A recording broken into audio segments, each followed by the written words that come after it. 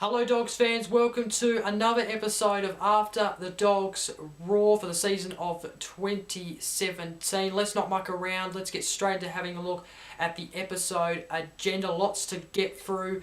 I'm going to start off the show by overviewing our AFL Round 21 clash which took place on the weekend against the GWS Giants. Following that is my Round 21 votes for the After the Dogs Roar Best and Fairest Award. Following that is a look at where we stand on the AFL ladder, and then I'm going to get straight into previewing our up-and-coming VFL Round 18 clash which is taking place on the weekend against Essendon. No VFL to overview this week because our VFL side had a bye. I'm then going to preview our up-and-coming AFL Round 22 clash which is against Port Adelaide at Mars Stadium in Ballarat, the new redeveloped Mars Stadium. Looking forward to previewing that match. And then to finish off the show is the fan favourite segment. It is the 5 fan questions. I've picked the best 5 questions asked by you, the fans, and I'm going to answer them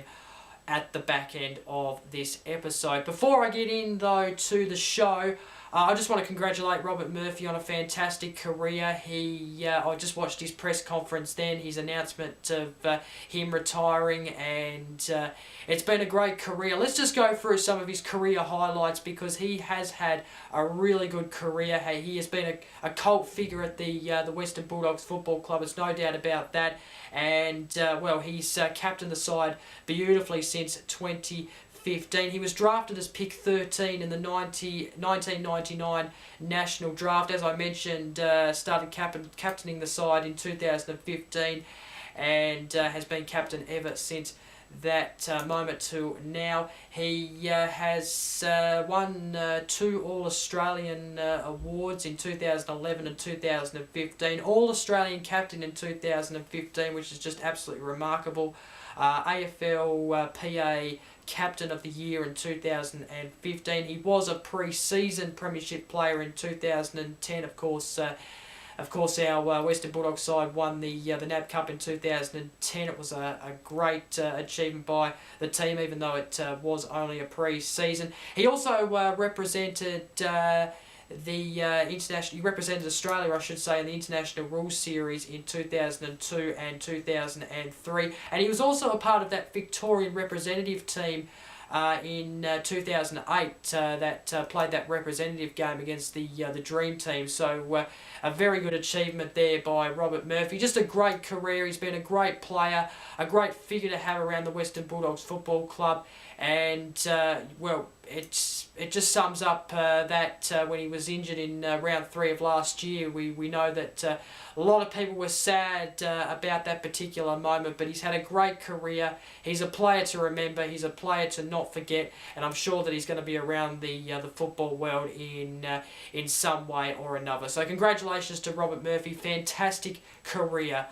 Of course, I'll be talking a little bit more about him very shortly with what he was able to do on the weekend. Okay, time now to get into the AFL Round 21 clash which took place last Friday night at Etihad Stadium against the GWS Giants. It was a massive game, and I was actually there. I was thankful to be there, and the game, it was relatively close in the first half. It's fair to say that. The Giants did kick the first goal of the game. We kicked the next. They kicked a couple. We kicked a couple, and it was a 10-point lead to the Giants at quarter time, with the Dogs 3-1-19 to the Giants 4-5 29, getting the upper hand at quarter time. But it was a relatively close first quarter. It's fair to say that Dixon had actually an early opportunity in the first quarter, didn't quite take it, and the quarter time break, as I mentioned, a 10-point lead to the GWS Giants. How good was Robert Murphy's goal in the second quarter? It was absolutely outstanding.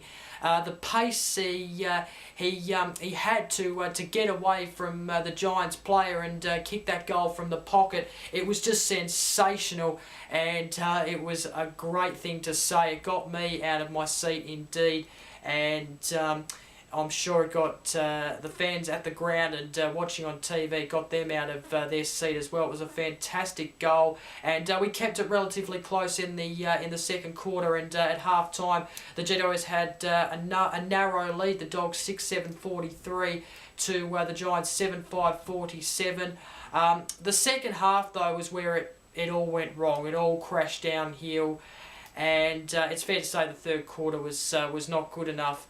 And as a result, the Giants restricted us to only 5 behinds to no goals, and they kicked a bunch of goals and led pretty convincingly at three-quarter time. Dogs 6-12-48 to the Giants 13-8-86. We only kicked one goal in the second half in the end. We kicked that in the fourth quarter.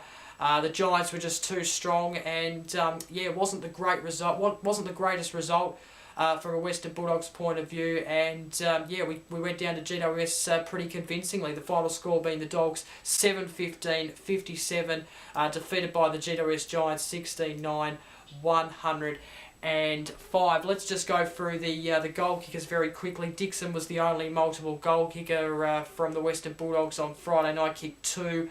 Then you had Murphy, Dalehouse, Cloak, Dale, and also Redpath kicking singles, and the best players were Bonampelli, Hunter, McLean and Suckling. Injuries, Luke Dalehouse suffered an injury to the face. We all know about that incident where Toby Green took a flyer for a handball, and in the process put his foot up, and as a result Luke Dalehouse kind of ran into the foot, but he got a fine out of it, Toby Green. I won't talk too much about it, but just my opinion of it, I think he probably deserved at least 1 week, even though he probably didn't have the intention of kicking Luke Dalehouse in the face. He still got him in the face, made him bleed, hurt him, and the umpire did give a free kick away for it, and we just have to accept the fine, don't we? But you probably think he should have probably got at least 1 week for it, because it wasn't really the greatest look on the game. Also, Jack Redpath suffering a 2-week suspension, but I believe he is challenging that tonight. This episode being recorded on a Tuesday afternoon, so I believe he's challenging that. Of course, that open fist to Phil Davis's upper region, but a crowd of just over 30,672 attended this match at Etihad Stadium. Like I said, I was there and experienced the match. It was a great first half, but the second half wasn't good enough at all.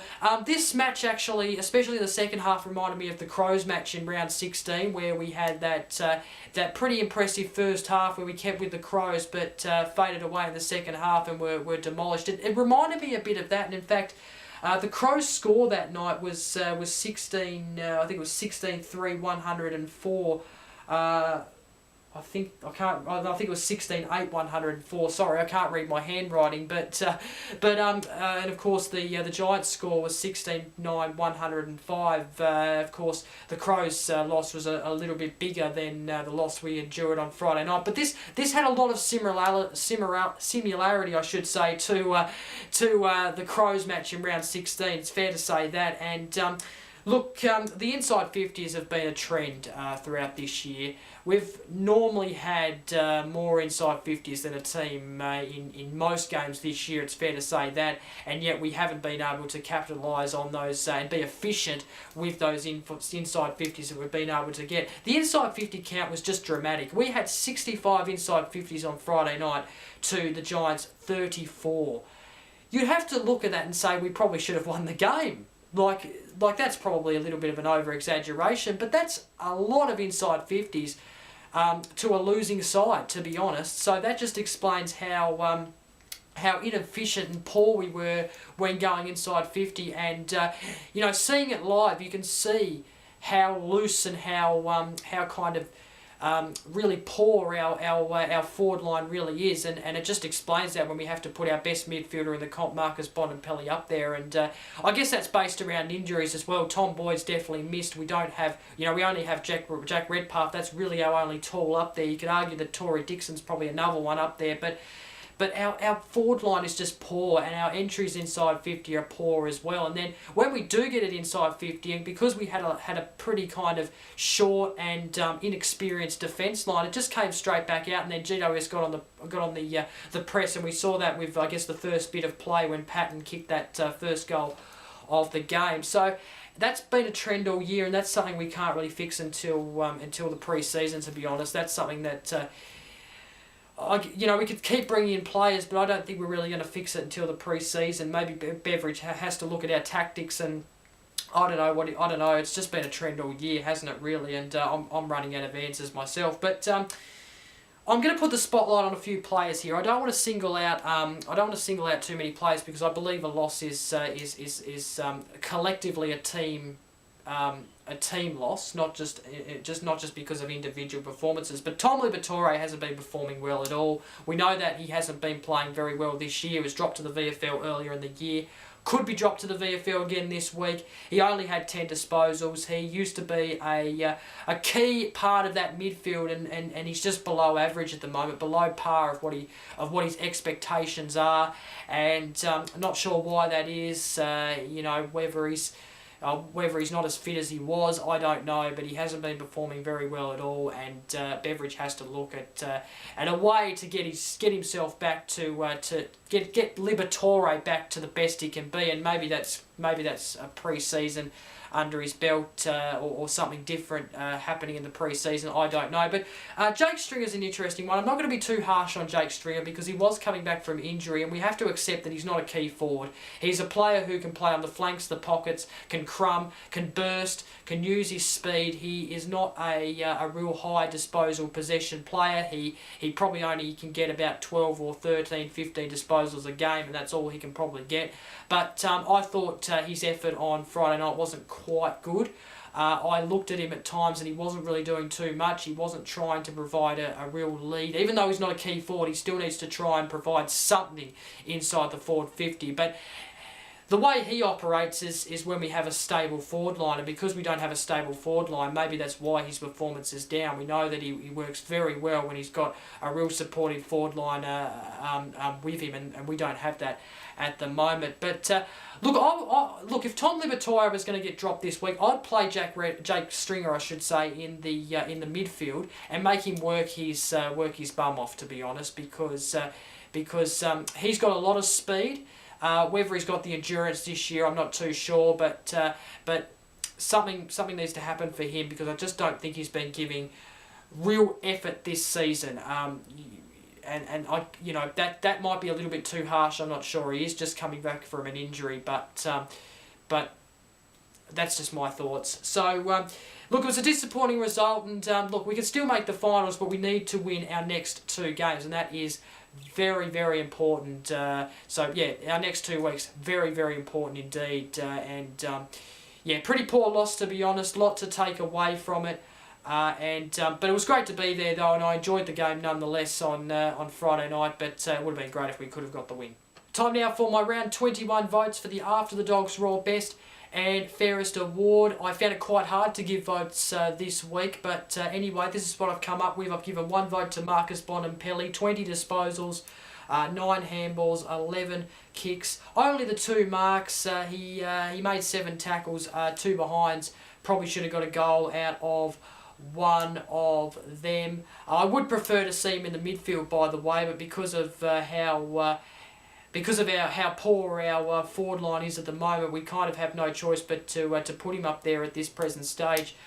He would probably have so many more disposals if he was playing the majority of the match in the middle part of the ground in the game, I should say. So anyway, it wasn't the best game from Marcus Bonampelli, but he was definitely in the top 3 for me, and I've given him 1 vote. 2 votes goes to Lachie Hunter. I thought he was pretty good. 26 disposals, 18 kicks, 8 handballs, 7 marks. Had a good day in terms of marking. He got 100 fantasy points. I thought he was popping up everywhere on the ground. He gets 2 votes for me. And the 3 votes goes to Toby McLean. I was actually quite impressed with Toby McLean on Friday night. He seemed to be getting a lot of the ball early.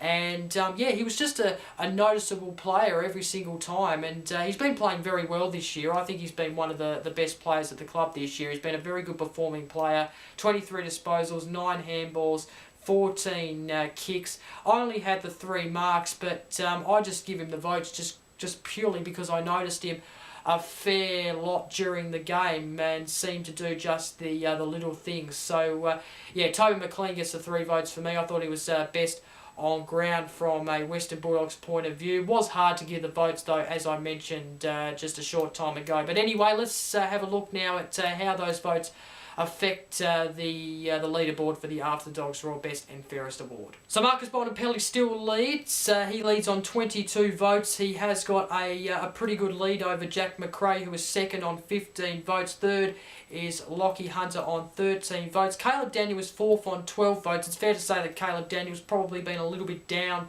lately. Maybe a harsh statement, I don't know, but he hasn't been performing as well as what we've seen him do at the start of the year. Fifth is Luke Dalehouse and Toby McLean on 9 votes. Seventh is Jason Johannesson on 7 votes. How ironic is that? 7th on 7 votes. 8th is Lynn Jong, Jake Stringer, Liam Picken and Shane Biggs on 4 votes. 12th is Mitch Wallace, Tom Liberatore, Zane Cordy and Jack Redpath on 3 votes. 16th is Matthew Suckling on 2 votes, and then joint 17th is Bailey Dale, Tom Campbell and Lewis Young on 1 vote each. Lewis Young not having the best of games, it's fair to say that on the weekend. Still a young developing player, it's fair to say that, and young players are going to make mistakes, it's no doubt about that, but yeah, he had a lot of turnovers on the weekend, but like I said, he is still a developing player and still learning the craft of AFL football. So that is the leaderboard for the After the Dogs Royal Best and Fairest Award. Time now to get into the ladder. So the AFL ladder after round 21 is still very, very close. It's no doubt about that. We are sitting on 9th. We have been banished out of the top 8 for now after that loss against the GWS Giants. The West Coast Eagles take our spot there, and so do Melbourne, who those 2 teams move in after their wins on the weekend. You would think that well, the West Coast Eagles, I believe, have 2 losable games to come in Adelaide Crows and GWS next week. So if we keep on winning, then we can make it and we can get into that top 8. But we have to keep on winning because Essendon have 2 winnable games coming up, and you'd think St Kilda's probably out of the race. But if we lose one, it's most likely that the Bombers are going to get inside the top 8, and we're going to lose out if we at least lose one, because they have a massive better percentage than us at this present time, unless we actually improve our percentage. So we really need to win our next 2 games here. It's fair to say that if we lose next week, we're done. It's fair to say that. I think we're mathematically possible if we do lose next week, but we have to win next week and the week after to make the top 8. So. Very close on the ladder. Yeah, we're sitting in 9th. Need to win this week to get back inside the top 8 and to have any chance of just making the finals after round 23. Time now to get straight into our up-and-coming VFL Round 18 clash.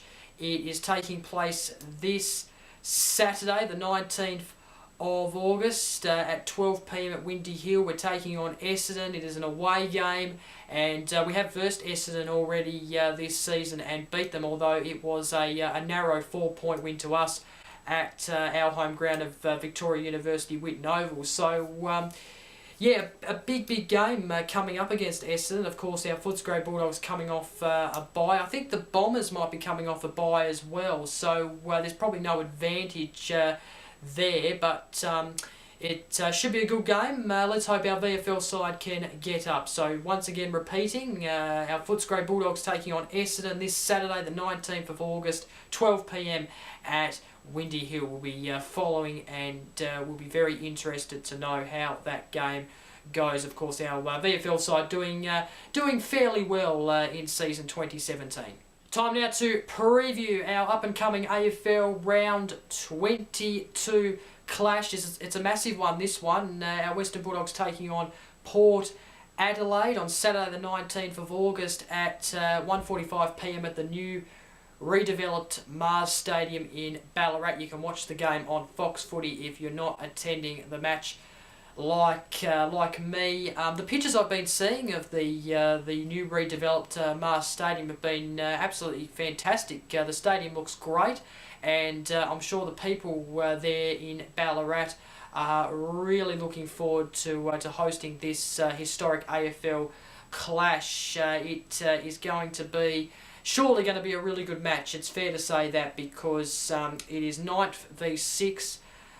These two teams played out an absolute ripper at the Adelaide Oval last year. The Dogs have won 3 of the last 5 against Port Adelaide, 2 of the losses both being at Adelaide Oval. I do believe that Port Adelaide might struggle in this match in terms of the venue, because this is kind of a new venue. Port Adelaide wouldn't have been there before, and unless maybe they've been there in a pre-season game, I don't know. But we're going to have a really good home ground advantage, I reckon, there in Ballarat at Mars Stadium. But Port Adelaide are a relatively good side. They have beaten a lot of the lower sides in the competition who are below them. They're in the top 8 for a reason, even though they did slip up and get absolutely smashed by the Adelaide Crows a couple of weeks ago. The Crows are a very good side, and they did get over the line against Collingwood last week, who, by the way, the Pies did take it up to them. So we can take it up to them. It's no question about that. We have to probably combat the likes of Dixon, and I'm actually expecting that Fletcher Roberts will probably come into the side this week, maybe for Lewis Young. I reckon Fletcher Roberts will come in to try and combat Dixon. He's actually been pushing the selection for a couple of weeks now, so I reckon he'll get his turn and get himself back into the side this week. I think JJ and Campbell could be possible. They could be possibly available, I should say. It took me a while to get that out there. They should be available for the match this week against Port Adelaide if all goes to plan. So they could be possible ins this week. You'd expect JJ will come straight back in. Whether Campbell comes in to try and maybe add some tallness to the forward line or not is going to be interesting. I think he could come in to make a really good impact if he does pass all his tests during the week. So I reckon JJ Campbell, very good chances, as well as Fletcher Roberts to come in. You'd have to say Lewis Young, Tom Liberatore, probably in the firing line of possibly getting dropped to back to the VFL. Maybe Matthew Boyd gets a chance this week also as well. Forgot about him. We know that don't forget about him, I should say. We know he has been pushing selection for a couple of weeks now, doing very well in the VFL, and of course we know that we should probably give him a game before he retires. So it's going to be a good clash. 9 v 6. We really need to win this to keep our finals hopes alive. Cannot wait. It's at Mars Stadium at Ballarat, 1:45 on Saturday. You can watch it on Fox Footy. A must-win clash for us. Let's hope we do win and combat the likes of Robbie Gray and Wines and Westhoff and good Port Adelaide players like that, because they are going to be dangerous on Saturday. Time now for the 5 fan questions. Let's get straight into it. Michael asks, just putting this out there, could we bring Tom Boyd straight back in and just play him in the goal square? Thoughts? Look, it's a good suggestion, I must say, and I wouldn't rule it out. I think Luke Beveridge did say that he's probably no chance of I think I saw this somewhere. He's no chance of playing in the senior side for the rest of the year or something like that. I think he is returning to the VFL this week, so not sure if that's entirely true or whether he won't get a chance this year again. I'm not too sure, but if he did get a chance, I probably would consider that option, and it could be something that might just work, because let's face it, we're kicking it in there and nothing's happening. And like I mentioned before, we're getting all these inside 50s, but we're not being efficient enough when we get it in there, and that's a problem. It's a massive problem. It's something that's been a real big trend this year, especially in the second half of the season after the bye. It's been a huge problem, and whether we need someone tall in the goal square could be a really good option. So yeah, look, it's a good suggestion, Michael, and yeah, well done to you. Very good suggestion. It could happen. It could be something that Luke Beveridge might consider, and although I do think that he said that yeah, he might not get a crack at seniors again this year. I could be wrong, but I swear I saw something like that on the internet during the weekend. Thomas and Matt asking very similar questions. Thomas asks, a very important loss on the weekend and a lot of questions over individuals and the team as a whole. What do you believe needs to be done to win the last two to make the finals and go deep into September? If we could go back to that never give up sort of attitude, and that play that we delivered last year, we can make the finals. We can win our next two and then go into the finals feeling optimistic and really confident that we can maybe do some damage over the final series. But at the moment, we're not playing like that. So look, we need to be efficient inside 50. That's something that needs to happen. And like I said before, maybe that's something that we can only fix during the pre-season. We probably can't fix now. But we just need to try and play with that play that we had last year. Try and get that back. Try and get that never give up sort of attitude that we delivered last year. Get that back this year, and then we could probably make finals and maybe make an impact, hopefully. And Matt Button asked, the finals equation for the Dogs is very simple: win both and we'll make it. Do you believe that will happen? Look, I hope it happens. I'm not too optimistic as some people, because I believe we actually have a little bit of. I just feel our inside 50s and our forward line is hurting us a little bit, and hence why we're in this position. In the position that we are at the moment. So, look, I hope it happens. I have a touch belief that it will happen, but Port Adelaide and Hawthorn are going to be very difficult. Let's face it. Let's be realistic. Port Adelaide are going to be tough, and we can no doubt beat them.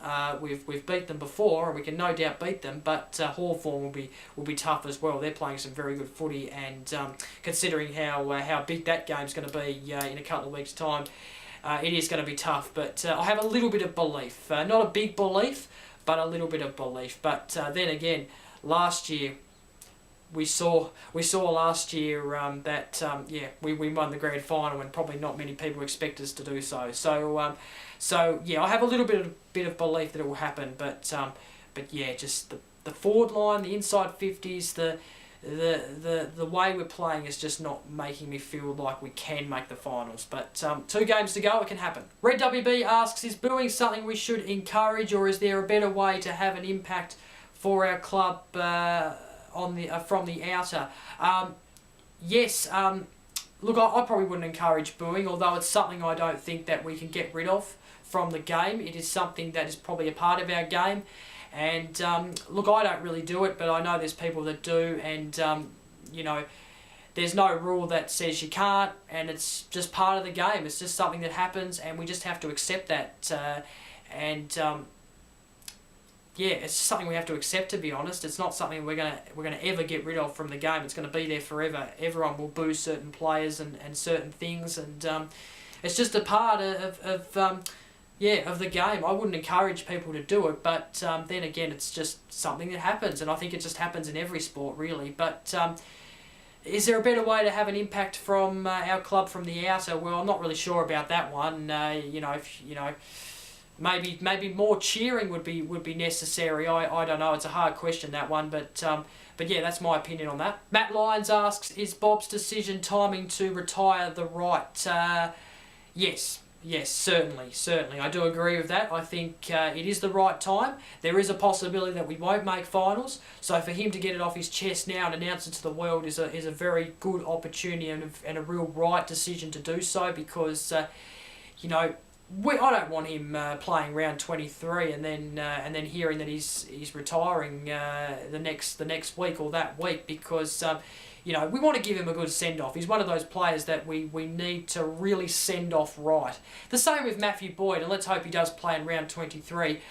They're players that we really need to send off right. So he's done the right thing in retiring and announcing that at this point in time, and let's hope also that gives motivation to the players to perform and get back to where we were last year, to then make a bit of a threat on the finals, a late surge on the finals. That would be terrific. How good would it be if we were able to go and win the grand final this year for Bob? That would be unbelievable. It would probably be better than our grand final win last year. Matthew asks, what has happened to our desire for the contest and our never give up attitude as an entire team? It seems to come in and out during games. Yeah, this is what I was talking about before, and this is where we need to get back to really probably make a surge on the finals this year. That's just my philosophy anyway. But maybe the injuries have taken a little bit of a toll. I know I don't like to blame injuries too much on a team, but maybe you would have seen during the week and the commentary around our defence, where it isn't the same as the 2016 grand final, which is a dramatic change from a premiership side. Our defence has changed in just less than a year. It's just unbelievable, and that's because of Marcus Adams being out. Of course, they didn't have Fletcher Roberts in the side, and there's other reasons as well. Of course, Dale Morris we know is injured, and then we go up to our forward line. We have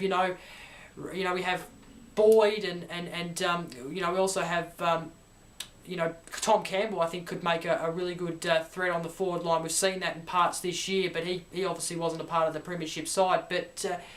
But maybe our injuries have taken a toll. I don't know. Maybe this is good for our club. Maybe it's a good thing that we're having a year.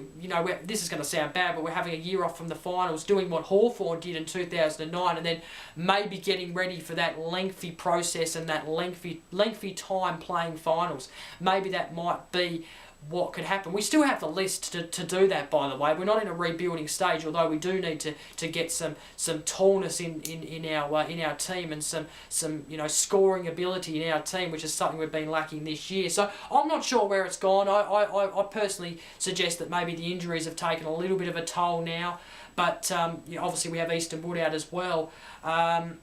If we could bring that back though for the last 2 weeks and then heading into finals, that would be terrific. But if not, and we continue to play like we did on Friday night, then we probably won't make finals. And that is it for this week's episode of After the Dogs Roar. Hope you enjoyed it. If you did, don't forget to like, comment, share this video, subscribe to keep up to date with a new episode of this show every single week, right up until after our last game of the season, which I hope it's the grand final still.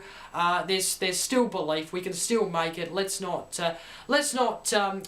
get into our sorrows and say that we can't make it. The season is over. It's still alive.